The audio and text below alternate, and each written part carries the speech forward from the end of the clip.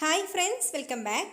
അപ്പോൾ ഇന്ന് ഞാൻ വന്നിട്ടുള്ളത് സിമ്പിളായിട്ടുള്ളൊരു സ്നാക്ക് റെസിപ്പി ആയിട്ടാണ്. അപ്പോൾ ബീഫും ചിക്കനും അതുപോലെ കിഴങ്ങും ഒന്നും ചേർക്കാതെ തന്നെ നമുക്ക് വീട്ടിലെപ്പോഴുള്ള കുറച്ച് സാധനങ്ങളൊക്കെ വെച്ചിട്ട് പെട്ടെന്ന് തയ്യാറാക്കാൻ പറ്റിയിട്ടുള്ള ഒരു സ്നാക്ക്.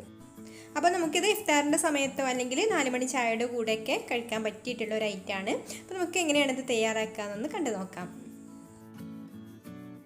അപ്പോൾ ആദ്യം നമുക്കിതിന് വേണ്ട ഫില്ലിംഗ് ഒന്ന് റെഡിയാക്കി എടുക്കണം. അപ്പോൾ അതിനായിട്ട് ഞാനിവിടെ ഒരു പാൻ അടുപ്പത്ത് വെച്ചിട്ടുണ്ട്. അതിലേക്ക് 1 ടേബിൾ സ്പൂൺ വെളിച്ചെണ്ണ ഒഴിച്ചു കൊടുത്തു. ഇനി നമുക്കിതിലേക്ക് ചെറുതായിട്ട് അരിഞ്ഞിട്ടുള്ള സവാള ഇട്ട് കൊടുക്കാം. ഇതിലേക്ക് പാകത്തിനുള്ള ഉപ്പും കൂടി ചേർത്ത് കൊടുത്തിട്ട് ഇത് നന്നായിട്ടൊന്ന് വഴറ്റിയെടുക്കുക. പിന്നെ ഇതിലേക്കൊരു 1/2 ടീസ്പൂൺ ഇഞ്ചി വെളുത്തുള്ളി പേസ്റ്റും കൂടി ചേർത്ത് കൊടുത്തിട്ടുണ്ട്.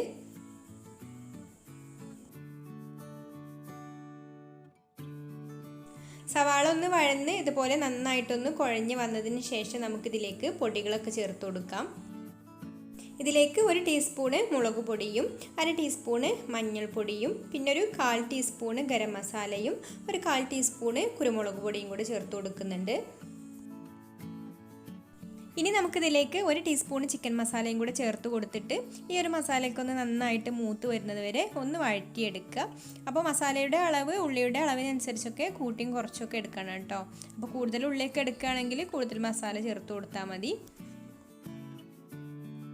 ഇപ്പോൾ മസാലയൊക്കെ ഇവിടെ നന്നായിട്ട് മൂത്ത് വന്നിട്ടുണ്ട്. ഇനി നമുക്കിതിലേക്ക് മുട്ട പുഴുങ്ങിയത് ഇതുപോലെ മുറിച്ചിട്ടിട്ട് കൊടുക്കാം. അപ്പോൾ ഞാനിവിടെ ഒരു മുട്ട 8 പീസായിട്ടാണ് മുറിച്ചെടുത്തിട്ടുള്ളത്. 2 മുട്ടയാണ് എടുത്തിട്ടുള്ളത്. ഇനി നന്നായിട്ടൊന്ന് മിക്സ് ചെയ്ത് കൊടുത്തതിന് ശേഷം നമുക്ക് ഫ്ലെയിം ഓഫ് ആക്കാം. ഇനി ഞാനിവിടെ കുറച്ച് ബ്രെഡ് സ്ലൈസ് എടുത്തിട്ടുണ്ട്. അതിൻ്റെ സൈഡൊക്കെ ഒന്ന് കട്ട് ചെയ്ത് മാറ്റാം.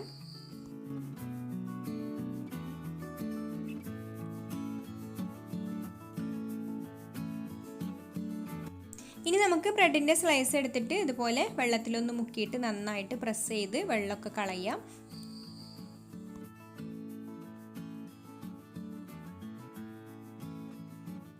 ഇനി ഇതിൻ്റെ നടുക്ക് അല്പം ഫില്ലിങ് വെച്ച് കൊടുക്കുക. ഒരു മുട്ടയുടെ പീസും പിന്നെ കുറച്ച് ഉള്ളിയും കൂടെ വെച്ച് കൊടുത്തിട്ട് പൊതിഞ്ഞെടുത്ത് നല്ലൊരു ഷേപ്പാക്കി എടുക്കുക.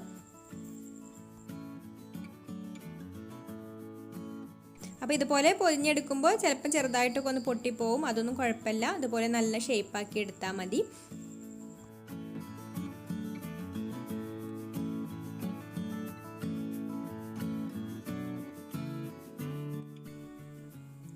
പിന്നെ ചില ബ്രെഡിന് ഇതുപോലെ ചെറുതായിട്ടൊക്കെ ഹോൾ ഉണ്ടാവും. ഈ ഒരു ബ്രെഡിന് ചെറുതായിട്ടൊരു ഹോൾ ഉണ്ട് കേട്ടോ. അതൊന്നും കുഴപ്പമില്ല.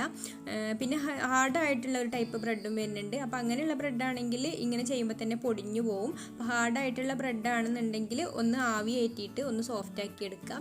അപ്പോൾ ഒരു സ്റ്റീമറിൽ വെച്ചിട്ട് ഒരു 10 സെക്കൻഡ് ആവി കയറ്റിയാൽ മതി. അപ്പോൾ തന്നെ ബ്രെഡ് നല്ല സോഫ്റ്റ് ആയിട്ട് വരും. അപ്പോൾ നമുക്കിതുപോലെ നല്ല ഷേപ്പാക്കി എടുക്കാൻ പറ്റും പൊട്ടാതെ. അപ്പോൾ ഇതിവിടെ റെഡി ആയിട്ടുണ്ട്. ഇനി ഞാൻ കുറച്ച് ബ്രെഡിൻ്റെ സൈഡ് കട്ട് ചെയ്യാതെ ഉണ്ടാക്കിയെടുത്തിട്ടുണ്ട്. അത് കുറച്ച് വലിയ സൈസായിട്ടാണ് കിട്ടിയിട്ടുള്ളത്. അപ്പോൾ ചെറുതാണ് കൂടുതൽ ഭംഗി, അതുകൊണ്ടാണ് ഞാൻ സൈഡ് കട്ട് ചെയ്തെടുത്തത്. ഇനി നമുക്കിത് ഡിപ്പ് ചെയ്യാൻ വേണ്ടിയിട്ട് ഒരു ബാറ്റർ തയ്യാറാക്കിയെടുക്കണം. അപ്പോൾ ഞാനിവിടെ ഒരു ബൗൾ എടുത്തിട്ടുണ്ട്. അതിലേക്കൊരു 2 ടേബിൾ സ്പൂൺ മൈദ ഇട്ട് കൊടുക്കാം. ഇനി നമുക്കിതിലേക്ക് അല്പം കുരുമുളക് പൊടിയും ഒരല്പം ഉപ്പും കൂടെ ചേർത്ത് കൊടുത്തിട്ട് ആവശ്യത്തിന് വെള്ളം ഒഴിച്ച് ഇത് ലൂസായിട്ടുള്ളൊരു ബാറ്റർ ആക്കി എടുക്കാം. ഈ ഒരു ലൂസിലുള്ള ബാറ്ററാണ് വേണ്ടത്. അപ്പോൾ നിങ്ങൾക്ക് ഇതിന് പകരമായിട്ട് വേണമെങ്കിൽ ഒരു 2 മുട്ട എടുത്തിട്ട് ബീറ്റ് ചെയ്തെടുത്താലും മതി. ഇനി നമുക്ക് ഓരോ പീസും എടുത്തിട്ട് ഇതുപോലെ ബാറ്ററിൽ മുക്കിയെടുത്ത് ബ്രെഡ് ക്രംസിൽ റോൾ ചെയ്തെടുക്കാം.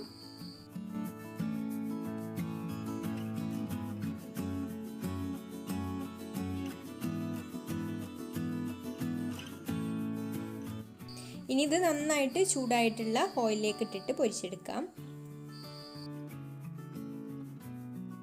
ബ്രെഡ് ആയതുകൊണ്ട് തന്നെ ഇത് പെട്ടെന്ന് റെഡി ആയി കിട്ടും. അപ്പോൾ ഇതുപോലെ ഒന്ന് മറച്ചിട്ട് കൊടുക്കണം. എല്ലാ സൈഡും ഒരുപോലെ കളറായി വരുന്ന സമയത്ത് നമുക്ക് കോരിയെടുക്കാം.